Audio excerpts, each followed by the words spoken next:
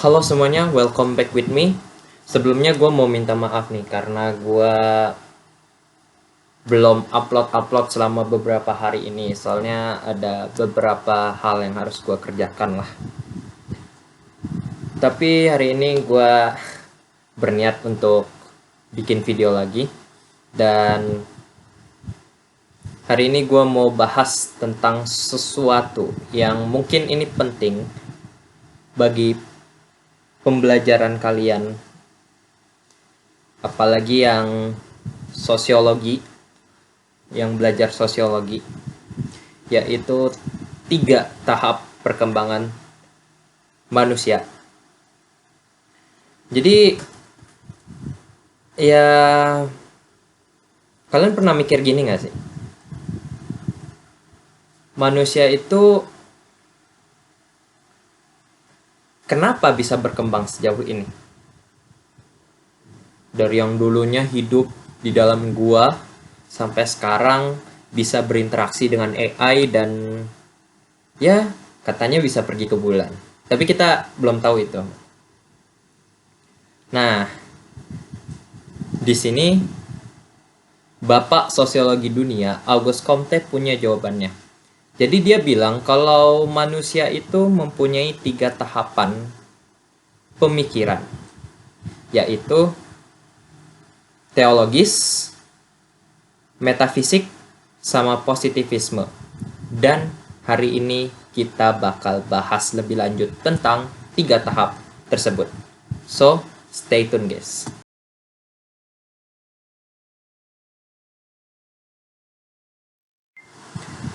Oke, tahap yang pertama adalah tahap teologis. Di sini manusia itu masih mengandalkan intuisi dasar mereka. Dan mereka percaya bahwa hal-hal gaib atau mistis di dunia ini adalah penggerak utama segala hal di dunia. Ya, contohnya kalau misalnya mereka lihat petir, mereka nganggap ada sesuatu yang marah di atas langit. Dan Auguste Comte juga membagikan tahap teologis ini menjadi 3 tahapan lagi. Yang pertama adalah fetisisme atau animisme. Jadi di tahap ini manusia masih percaya kalau semua benda di sekitarnya, benda atau benda alam gitu, itu mempunyai roh. Makanya di tahap ini mereka masih menyembah benda, kayak misalnya batu, pohon, yang mereka anggap sakral. Dan yang kedua ada politeisme. Jadi ini tahapan kedua dari tahap teologis ini. Jadi dari yang awalnya menyembah benda, pada tahap politeisme ini mereka menyembah banyak Tuhan. Ya, kalau misalnya kalian pernah dengar mitologi Yunani, mitologi Nordik, dan lain-lain lah ya.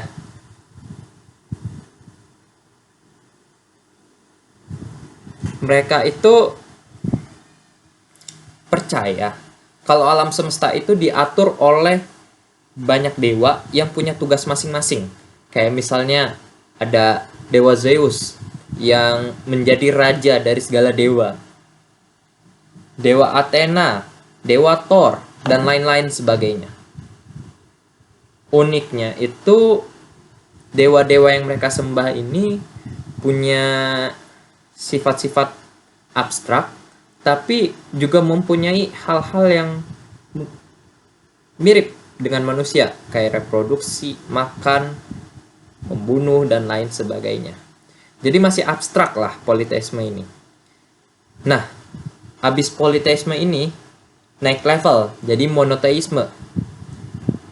Ini puncak dari tahap teologis, di mana manusia mulai menyederhanakan keyakinan mereka dari menyembah dewa yang begitu banyak menjadi satu kesatuan yang esa, Tuhan yang Maha Esa, yang mengatur seluruh alam semesta ini secara apik dan berkuasa penuh atas segala hal yang ada dalam alam semesta ini. Ya, itu kayak agama-agama yang sekarang yang menyembah satu Tuhan, kayak agama Islam dan lain-lain.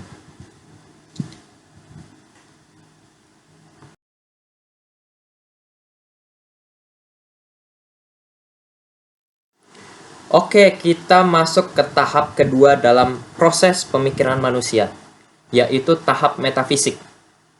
Jadi di sini mereka sudah tidak terlalu percaya dengan hal-hal yang mistis, goib, dan lain-lain, tapi mereka masih cenderung abstrak.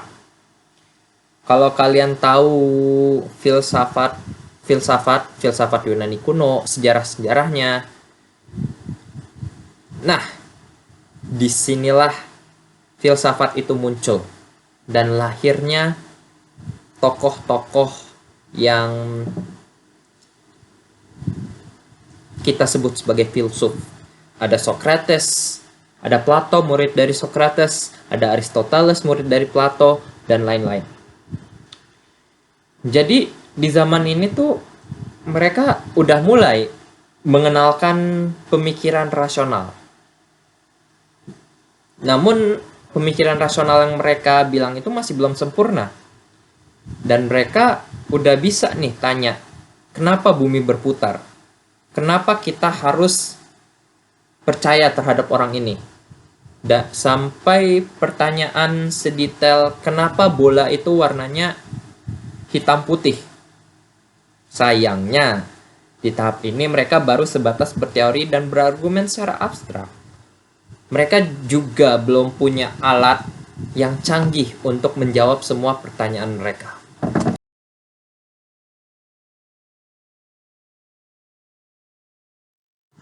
Nah, sekarang kita bahas tahap ketiga di mana kita hidup, yaitu tahap positivisme.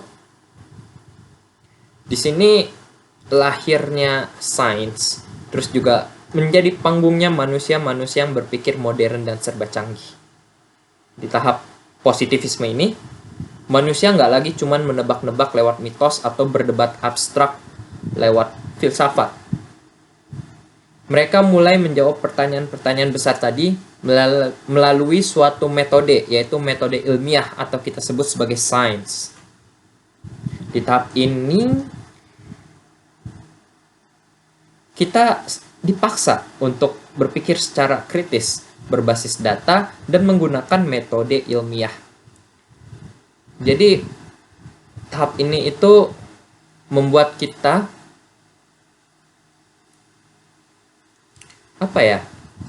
membuat kita menganggap kalau segala hal itu harus diuji, harus diobservasi, harus dibuktikan secara empiris. Dan di tahap inilah ilmu-ilmu pengetahuan yang kita dapatkan di sekolah itu lahir dan dikembangkan secara masif. Ini juga menjadi panggung bagi para ilmuwan-ilmuwan yang kita kenal, kayak Al-Khawarizmi, Ibnu Sina, Ibnu Rushdi, Albert Einstein, Thomas Alva Edison, Isaac Newton, dan lain sebagainya.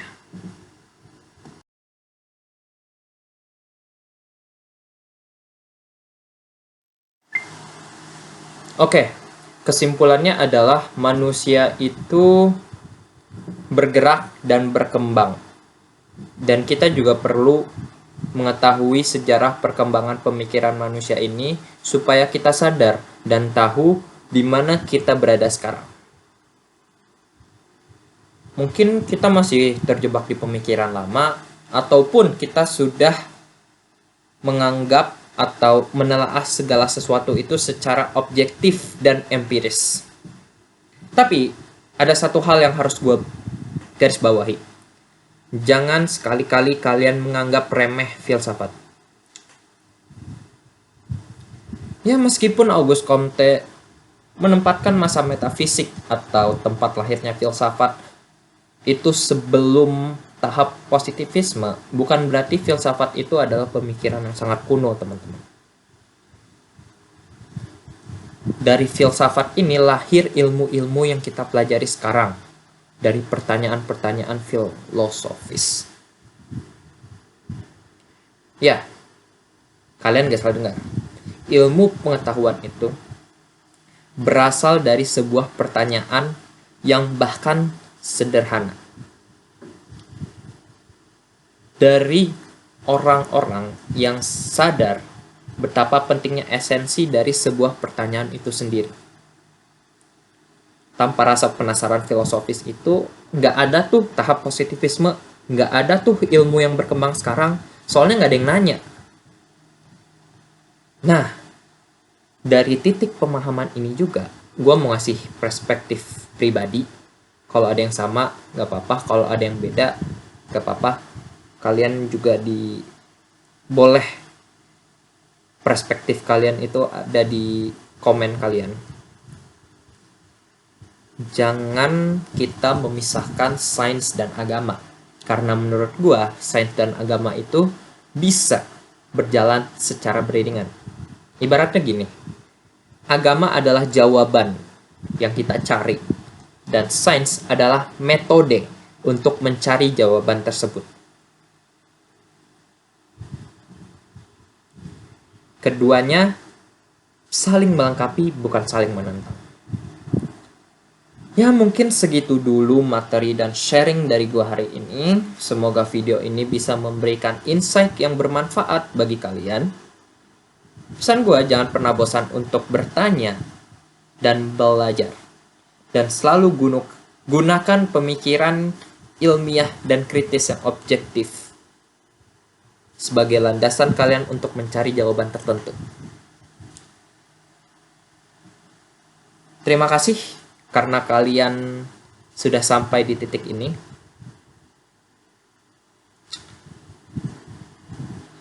And as always, see you next time.